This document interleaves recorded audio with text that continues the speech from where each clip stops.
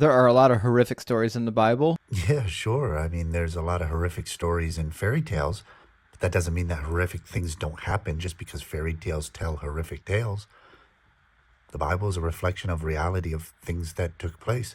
Sometimes those things that took place in history were, well, horrific. Don't sleep on 1 Samuel 22 because it's just as horrific as Leviticus 25, Numbers 31, and the like. In 1 Samuel 22, Saul is extremely upset with the priests at Nob. Okay, long story short, Saul, who's chasing down David, gets upset at the priest for harboring David, giving him a sword, letting him and his men eat from the priest's bread, and basically has them all slaughtered. And Doeg does the dirty work. Then he goes into the town of Nob and smites it with the edge of the sword, wipes everybody out, just like one or two guys escape. Horrific. Yeah, it's an event that took place. And Saul wanted it to happen. He's accountable for it. Saul was pretty horrific there. So what's your point? So this is really interesting because you're like, well, I mean, Saul's kind of a really big jerk here. Why did Saul have the entire household of these priests completely annihilated, even the men, women, and children that weren't involved in what happened with David? Well, that's where it gets really interesting because this is not actually Saul's doing. Back in 1 Samuel chapter 2, we actually find out what the problem is. We learned that Eli, the high priest, his sons are hooligans, and God sends a prophet to pronounce some judgment on the family. It says, "There came a man of God unto Eli, and all the increase of thine house shall die in the flower of their age.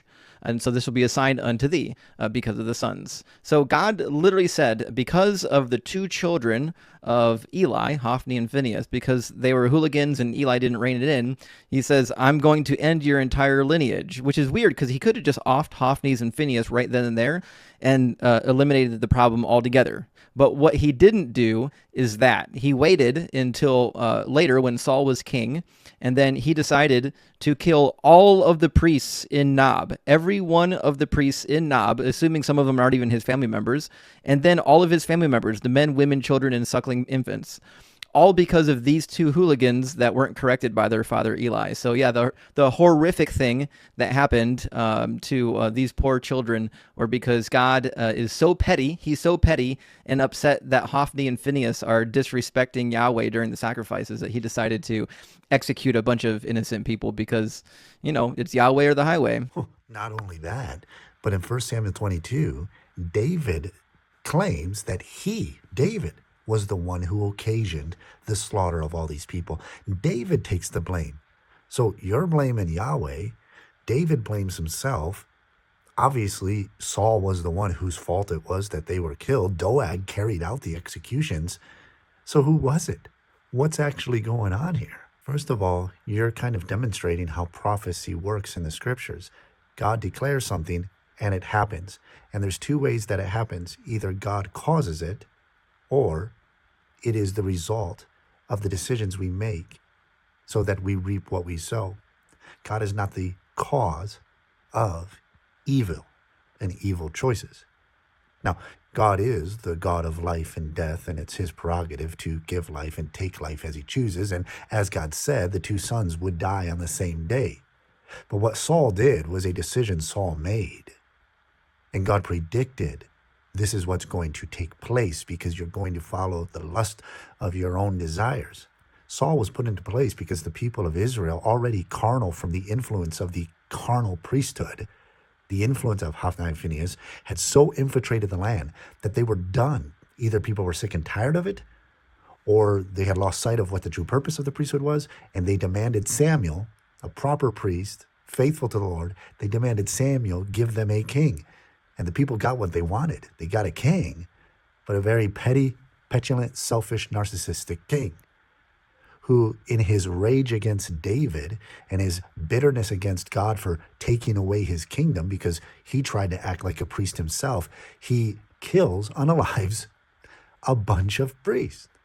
So that's how prophecy works. Thank you for demonstrating that when God gives a declaration in his word, he knows the end from the beginning, and either he causes events to take place, or he's simply telling us, foreshadowing, foretelling us the consequences of our decisions. We reap what we sow, and this will take place.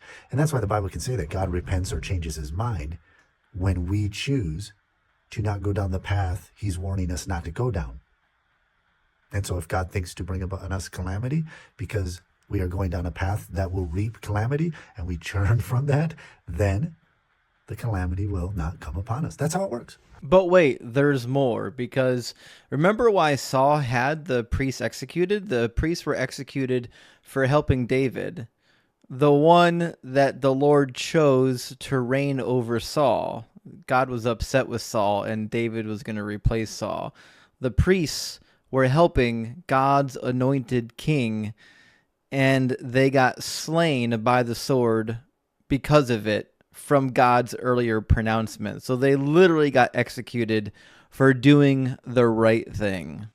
You know who else was executed unjustly? Who else was unalived, you could say, for doing the right thing? You know who else was perfectly fulfilling the will of God and was crucified? Did you guess who else that is? Did you guess? I mean, think about it. You look at all the horrific stories that are recorded in the Bible. They're right out there in the open. The way we behave, the way we treat each other, the way we destroy each other. And you're going to call God petty? When that God who created us and we rebelled against him and we shake our fist in his face, and time again he warns us and he warns us and he warns us, don't go down this path, it is destructive, and we go down that path nonetheless.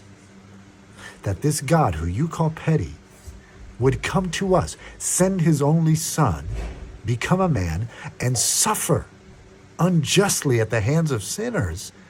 For what?